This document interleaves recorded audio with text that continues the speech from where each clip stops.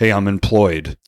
I have a family, a roof over my head. I'm eating food. Like these basic necessities that we take for granted are oftentimes miracles that I don't know what the percentages are, but there's a good percentage of people that don't have those luxuries in life. Every single individual has a story to tell, and they're great stories that need to be heard.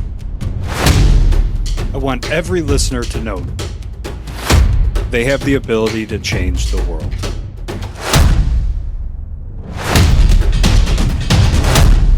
Welcome to the 1720 podcast.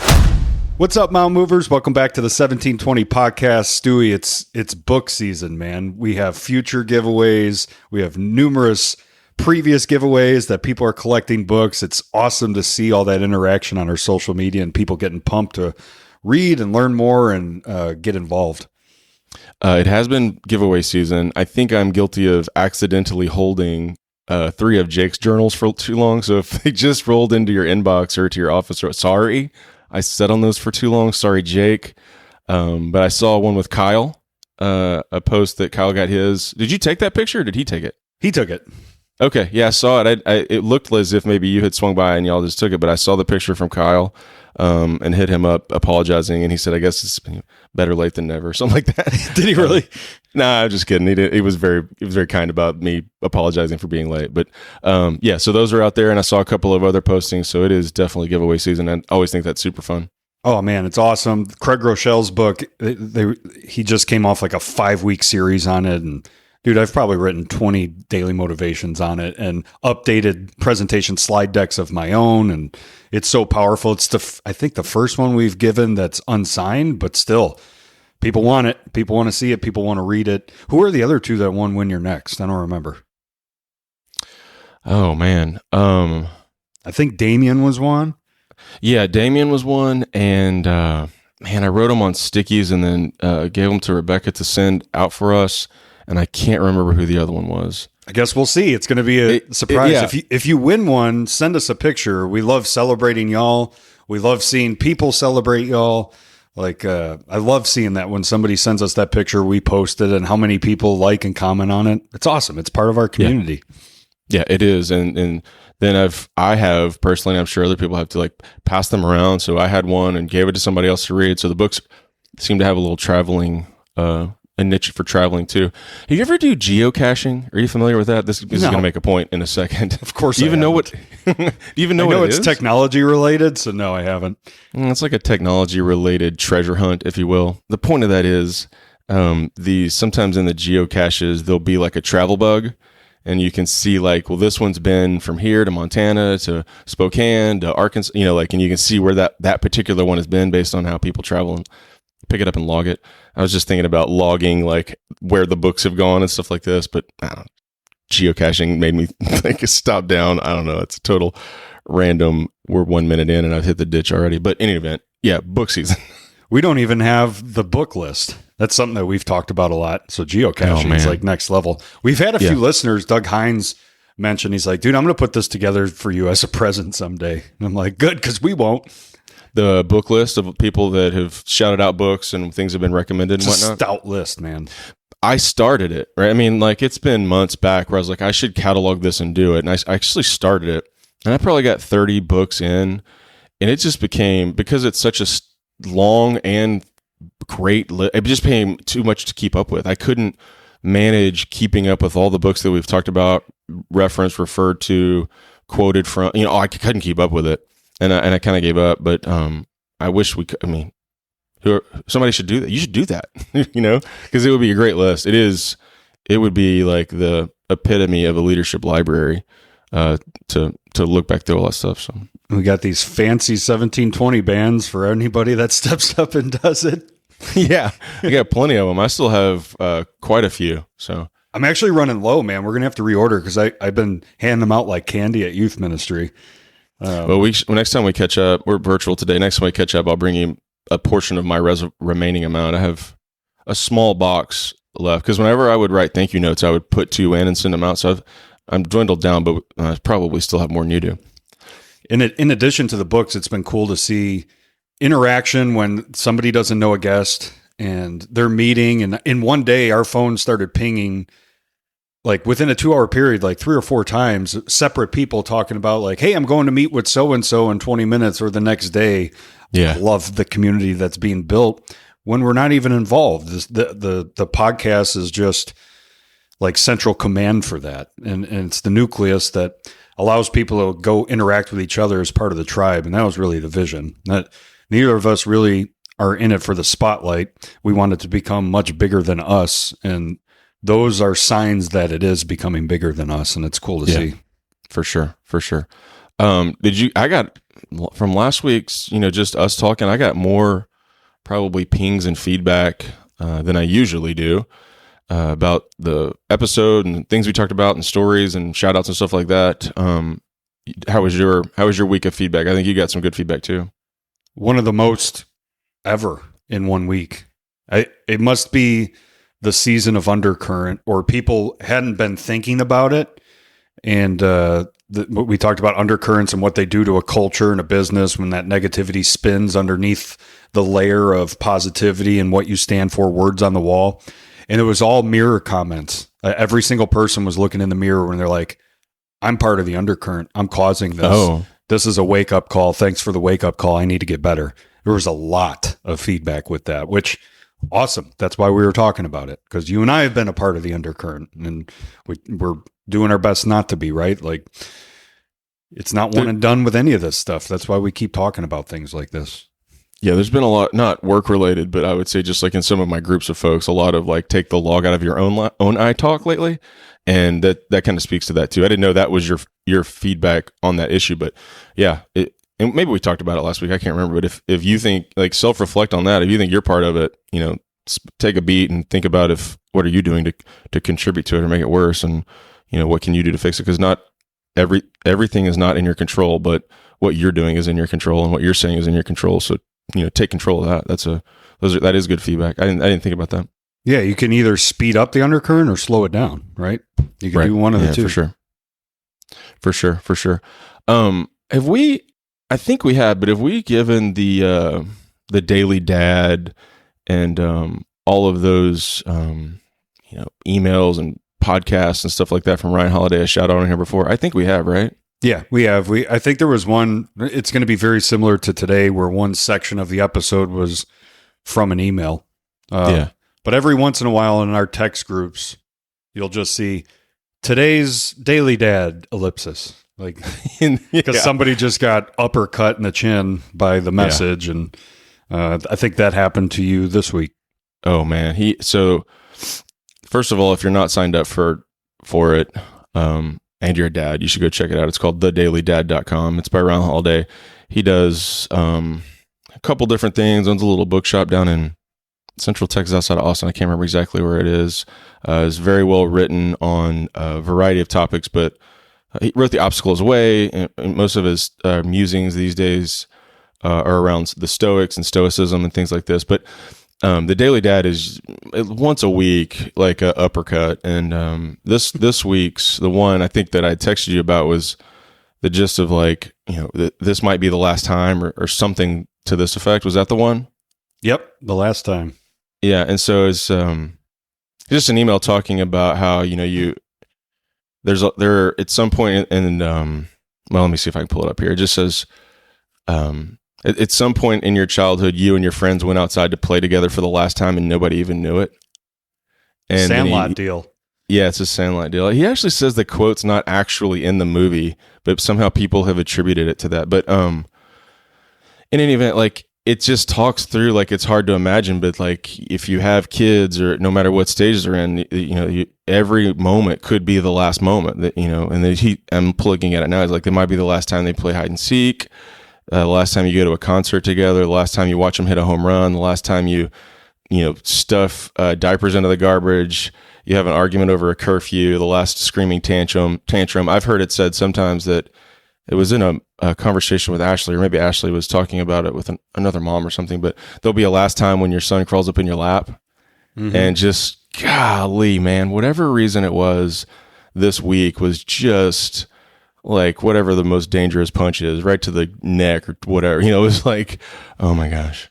The idea that sometimes I want to scurry through things and get to the next thing and don't be where your feet are. We say that a lot sometimes.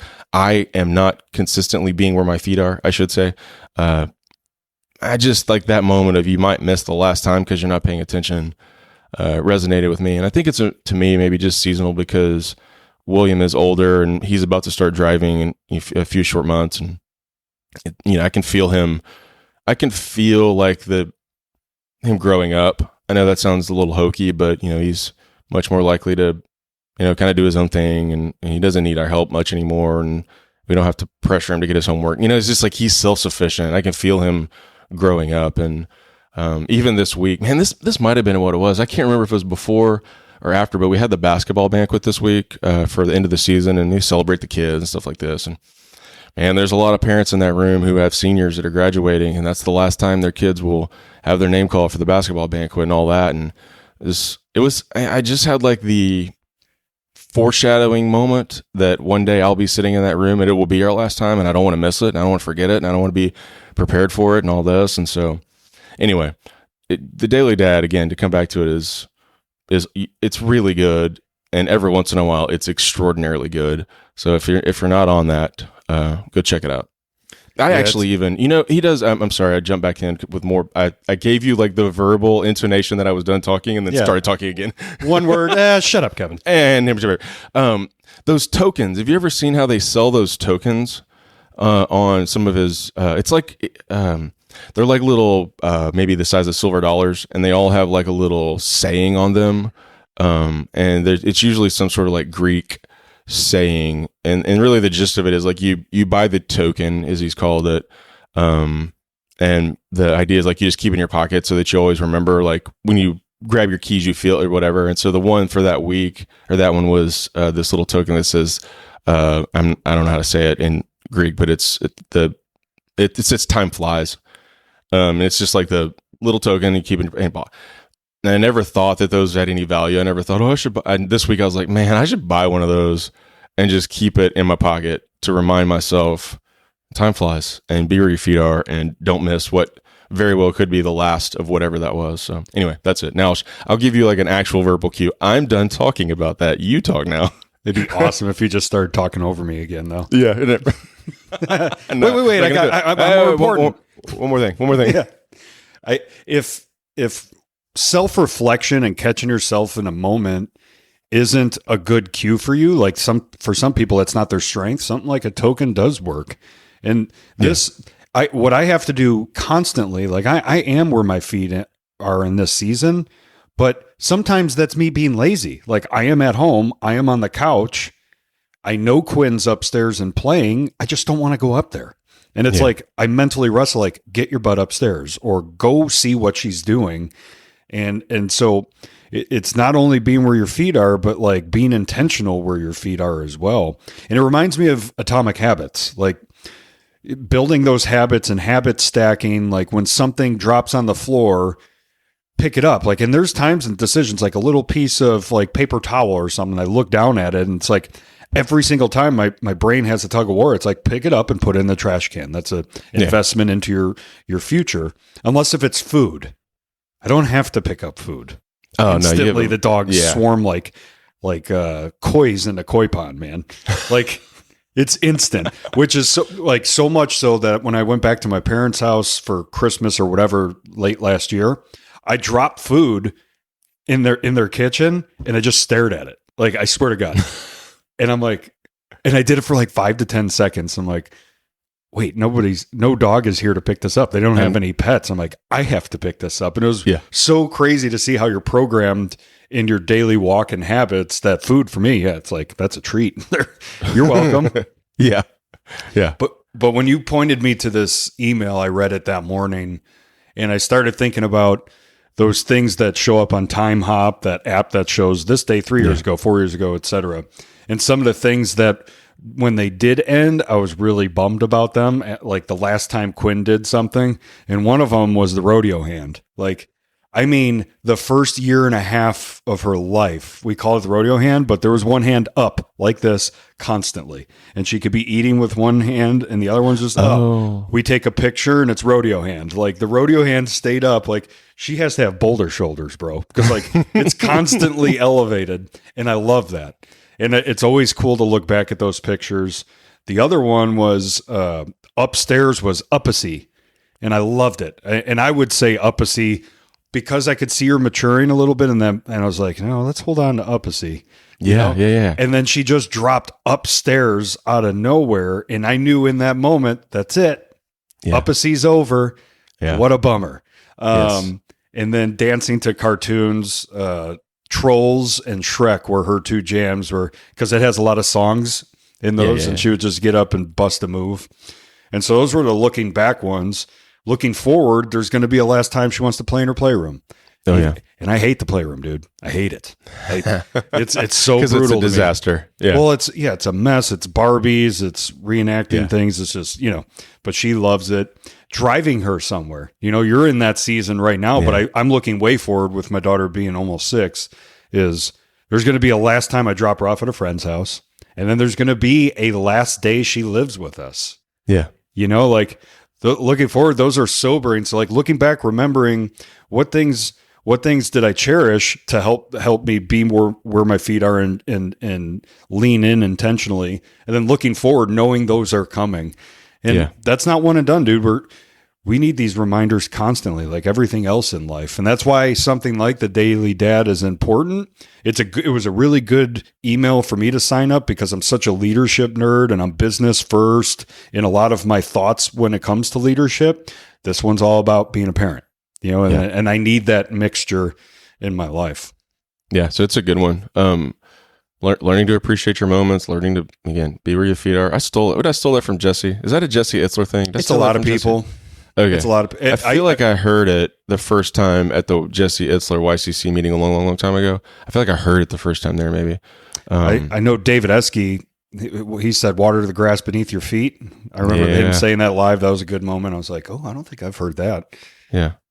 But yeah, if this is nothing other than a public service announcement for remembering to water the grass under your own feet, it's a great success for the last 10 minutes of chatting about it, because you kind of all need those reminders, and the days are passing. The days are slow, but the years are fast, and they're all going to go past very quickly. That's a lingering conversation about what it's like at home with your kids, but it's the same stuff with work and your wife and your parents and all that sort of stuff. And so we haven't actually had the conversation there, but I know that teed up in our Mountain Movers peer group is the idea of our parents and handling those situations as they age. Not that anybody's parents are in like a bad, but like we're in that season of life where, my mom turned 72 a week ago. I mean, we're in increasingly changing phases of life. And so thinking about all of that across all the different areas of your life important too, not just with your kids. So this concludes the public service announcement regarding being where your feet are. Yeah. Hey, Ryan Holiday, you owe us a couple bucks. Just send us one of those medallions. That'd be fine. Actually, we should, and give them away. How about that? I'll buy 2 and give them away. How about that? Boom. Giveaway. Giveaway. All right, we got a couple of other things on the sort of ad hoc prep sheet. I might, if I can, Audible, just go straight to the third option, because I don't know what you wanted to say around this idea of miracles and what are we missing while we're waiting for a big home run, but that's how you typed it onto the prep sheet. So hit me with something, because I have no idea where we're going here. Sure. It was a message from church last week. They just started a new series, and talking about like when we're praying or thinking about like the big miracles in life, those home runs that we're trying to hit, of like getting the big job or landing the girlfriend or boyfriend, like the kid getting into college, and we get hyper focused on those big moments. And I guess it's going to tie into the previous point on our prep sheet, but we hold so much into that miracle that we're praying for that we start putting our identity towards it. Like if I'm running towards this direction in this miracle, and the miracle doesn't go the way we shaped it in our heads, our identity starts changing. And then we start thinking like, well, is God real? Does he not love me? And we've wrapped too much into that miracle, but there are some things where you can look back and reflect. I'm a big reflection guy, and like miracles are all around us. Oh yeah. And so I want to highlight something. It was actually Ryan Davis. It was a reply to the Daily Motivation because I talked about miracles in one of the Daily Motivations from this week, and he highlighted a Tony Robbins a priming technique to try and help better see the little miracles all around you. So there's 3 categories. The first of which was something easy and obvious. And so, hey, I'm employed. I have a family, a roof over my head. I'm eating food. Like these basic necessities that we take for granted are oftentimes miracles that I don't know what the percentages are, but there's a good percentage of people that don't have those luxuries in life. And we just blast right past them, don't consider them the miracles of life because we're striving for whatever that big home run is. Yeah. And then something hard. This was the one that gut punched me. The baby crying nonstop is healthy lungs. Kids pushing boundaries, they're growing into strong adults. So like, what is something hard in your life that's actually a miracle that's happening? Like if you have strife in your marriage, you have the miracle of marriage. Like it's worth putting in the effort and it takes work. Like what is your hard when it comes to miracles? And then something you had zero control. This is the third one, something you had zero control over, but it changed the trajectory of your life. So like you got fired from your job. And in the moment, you're like, this is a catastrophe. Why me, God? And again, God's the master architect stirring this thing that you didn't even see coming that puts you in like the best season of your life. And sometimes it doesn't work out. That might not be your story. For me, it's taking my dog out to go to the bathroom in the little grass patch in our apartment when I was, in my apartment. And that's where I met my wife, in the same grass patch, because she took her dog out at the same time. And I look at my watch, I'm like, 5:35. I will always be in this grass patch now at 5:35. So like the miracle of having a dog and taking him out at that moment built my family. Like, So how many of those like fluke introductions, meeting your wife, Ryan Davis shared missing a bad accident because you couldn't find your keys. So those are frustrating in the moment, but they're life-changing, life-saving potentially. There was so last week, the shirtless took I'll tell you why, and some of the long story, but we went on our spring break trip to New York City and had the opportunity to, while we were there, we did a bunch of cool touristy things. This is the first thing the kids ever been to the city, but one of the things we did that I had never done was go to the 9/11 memorial. Have you been, Kev? Oh yeah. So this is the first time I had been to the city and had margin to go, and it was awesome. In a weird, like, awesome's not the right word because that sort of connotes fun, but it was great.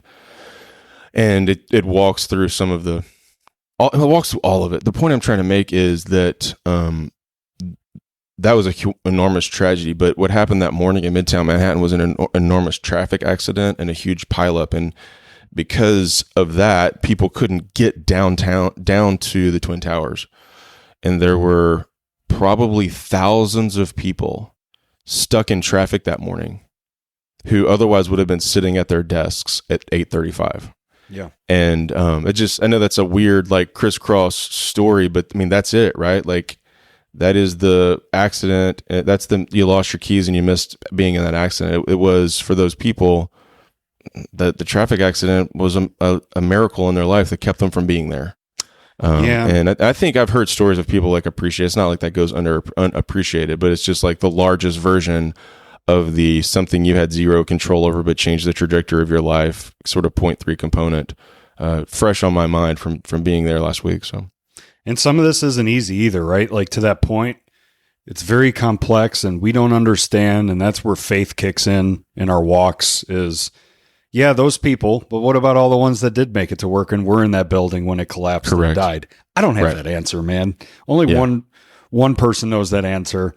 And I don't think he's picking and choosing because of their character or anything like that. It's just it's part of this master plan that won't be revealed to us until potentially in the kingdom. Sometimes some of these miracles are revealed to us in the moment. But man, life is complicated. Like, I prayed for so-and-so to be healed from their cancer and they died. Like, so what am I doing here? And Right. and it's much easier said than done. You're wrapping up those thoughts and your faith in a moment, and you're wrapping your identity in that moment. And that's not really the full picture, as difficult as it is in some of those deepest valleys that we go through. Yeah, that's a good over the top arc too, because it's that idea, that paradigm, that problem, that theological wrestle exists there, and also exists on the super easy stuff, right? To take it back to the beginning, because the stuff you want to take for granted is like, well, of course I get it. Of course I ate breakfast this morning, right? Well, no, it's in order for that to happen, there was a long series of events, all of which were to make something that felt very easy to you. It all came together, not at your doing and not at your behest, so that you could have your Cheerios. Yeah. And there's been a few funny nicknames I've gotten at Osborne over the last 9 months. But one of them has been, and this, I don't know if I've told you this or not, but it'll be hilarious. It's something to the effect of, I'm the happiest person here. And it's because every morning everyone say, how are you doing? And I will say, this is the best day of my life. And they're like, oh, come on. And I will say that. I'll be like, I woke up, I had gas in my car, I got to the office, it's the temperature, just start rattling off all of the super basic stuff we take for granted. And it started to be pervasive, right? Like every once in a while I'll say, how are you doing? And they're like, this is the best day of my life. I had Cheerios this morning. I'm like, yeah, how about that? So it's interesting that came up, because I've really leaned into focusing on number one. Number two is harder. Number three, I don't think about much. Like the hard stuff is obviously that's harder to think. But I think Ashley sometimes has a good focus on the miracles of number two, right? Especially kids pushing boundaries. What that means is they're growing into strong adults is how our interactions change, modify, adapt their personalities and stuff is we don't need to lean in hard on that, because that feels like rebellion. But what that is a world changer. Yeah. That sort of thing. So anyway, yeah, that's a good one. I didn't know where we were going with that, but that is good. That's a church. That was from sermon notes, you said? Yeah, it's from Life Church. I forget. It wasn't Craig Groeschel this week. It was, I don't remember the dude's name, but he was talking about, he's Craig's right-hand man, so high up in the church org chart, so to speak. And his son got in a really bad accident, broken back, broken vertebrae, wasn't sure if he'd walk. And, he struggled with it himself. Like, why? God, why? Mm-hmm. I'm serving you daily, bro. Like, what's the deal? And one of the encouragements is talk to God. Don't do the reps. Talk to him. Tell him you're frustrated. Share where you're at. And it is actually a really cool story. So it's, I guess, worth a couple more minutes.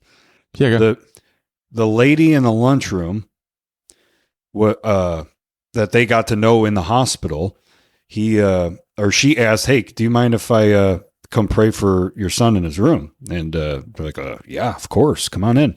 And so she spoke over him and his wife for a while. Then the son came in and she laid hands, put oil on, did the full deal. And it was that moment where their faith was reactivated.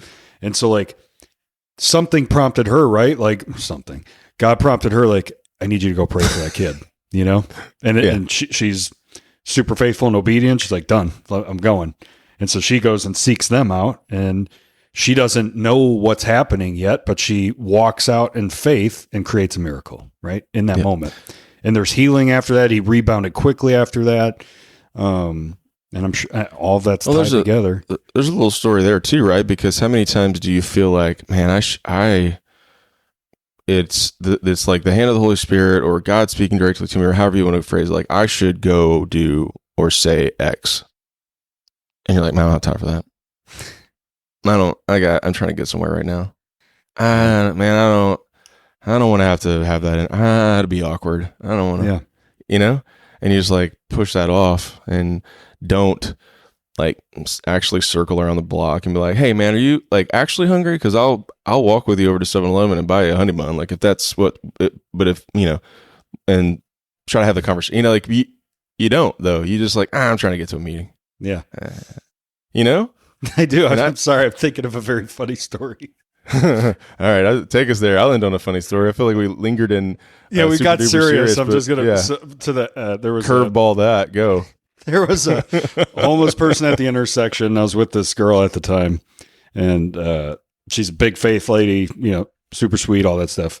And he was asking for money, and she's like, well, if you're hungry, I have something for you to eat. And she handed him an apple, and he looks at this apple and looks at her, and football spikes this apple on the ground, man, like touchdown style, and just broke her heart. And I'm like dying laughing. Yeah, like it's not. and like the lesson in that is when you listen to that word, you've done your part. What they do with it is not up to you. It's not, you're not responsible for their outcome. And if you think you are, you think you have a little too much control. So if you're prompted to give this person $1 or a warm meal, just go do it. Don't worry. Don't be tied to the outcome. Just be obedient in the moment. There's a bigger reason why, to the miracles that we're talking about. If they go buy drugs with it, that's not on you. Like if you're prompted to do that and give money or whatever the case may be, just act. I had an interesting, I'll give a shout out here to the bishop. I had a conversation with him. I think it was on Monday of this week. It doesn't matter. And we were talking about something, and I was explaining to him how sometimes I feel like I'm so outcome oriented that I allow outcome oriented mind space to affect my obedience. Right. Yeah. That's exactly what you're talking about. But then I took that like little weird jaunt a step further and said, and then sometimes I let it affect my obedience to the extent like I will try to manufacture, and I won't like say or do what's exactly the like the thing I feel like I need to be doing, because if I can say it slightly different, then I can manufacture a slightly different outcome, right? And try to manipulate that. And that's what Fultz said. He was just like, dude, you're responsible for being faithful in the moment, not the outcome. And I know that, but being like professionally outcome oriented, and playing, what I said yesterday to someone was like playing 4D chess. I'm evaluating how the moves affect the outcome. And that's a different paradigm when you're talking about faithfulness. Yeah, but same but different. You shouldn't tie to the outcome in a professional setting as well. It's I'm going to do my best, stand for the right things, and it's not that the outcome is irrelevant, but you've done everything you can, right? When you look backwards at that, more times than not, when we look backwards, we actually haven't done everything we can, and there's the solution, right?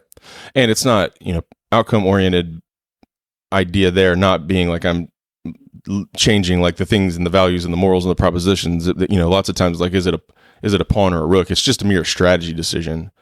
It's not am I inside or outside of the wall, the words that are written on the wall. It's like, well, if I move the pawn here, how does that affect the move of the bishop, and can I actually get it with the rook later if the knight moves, all that stuff. Yeah.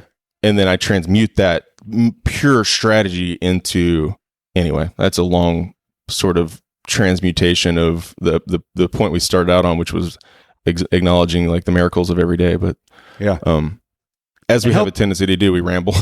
Well, and help others see it too, right? Like there's moments where I'm preaching it and then I need it the next week.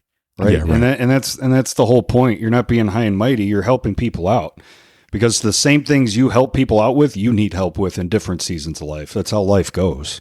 Yeah. And it's good to put that stuff out in the atmosphere.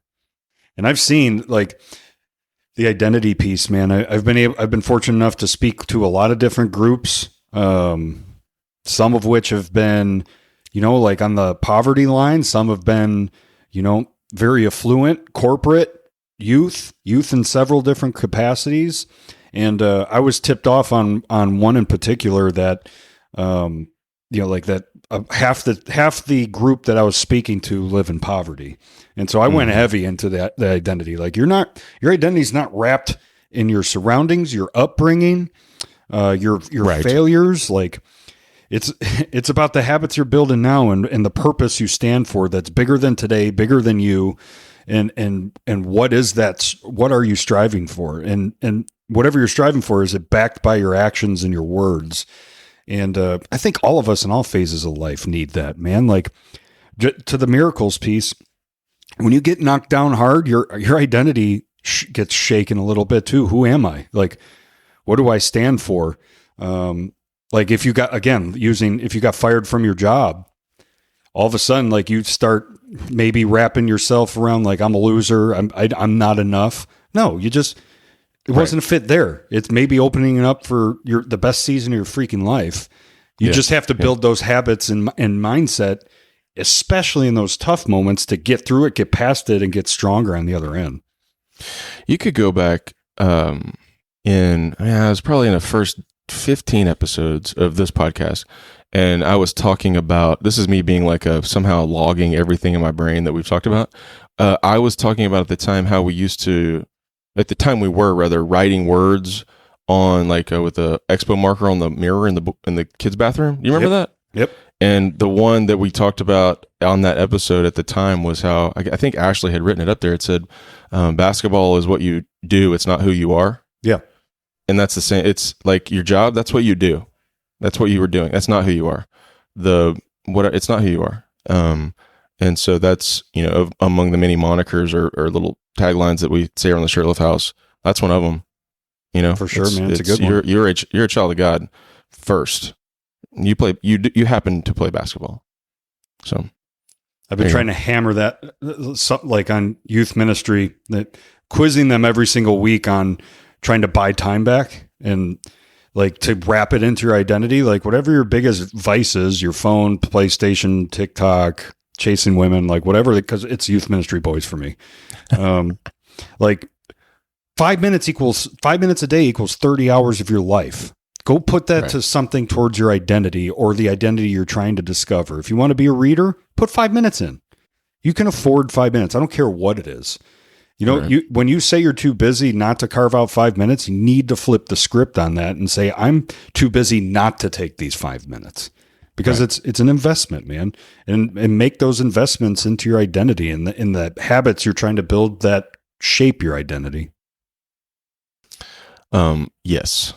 There was a picture, I probably talked about this before. There was a picture of, this was when President Bush the second was in office, of him jogging like around Washington, D.C. He was yogging? He was yogging around D.C. I mean, Secret Service and bicycle, whatever, all around him. And that's when I had the first, like, you're not too busy to take care of yourself. Like, I've wrestled with it for a decade, but dude, the president of the United States is prioritizing being healthy because he knows that it blah, blah, blah, blah, blah. And, the point being, like, he's taking the extra lap, he's secreting away the 5 minute, whatever the case may be, right? To make sure he's taking care of the things that he knows needs to be taken care of, and not sitting on the couch TikToking or whatever. I think that's a good one to like build on next week. Time blocking and time management. Yeah. Well, someone should start a prep sheet. I'm literally. I know. I can see you typing. That's why I said it. That's why I said that. All right, man. Don't log my memory like an encyclopedia, so I'm more of the goldfish status. That 8 seconds later. Yeah. Should we talk about next week? We should talk about whatever you're typing down right there. There you go.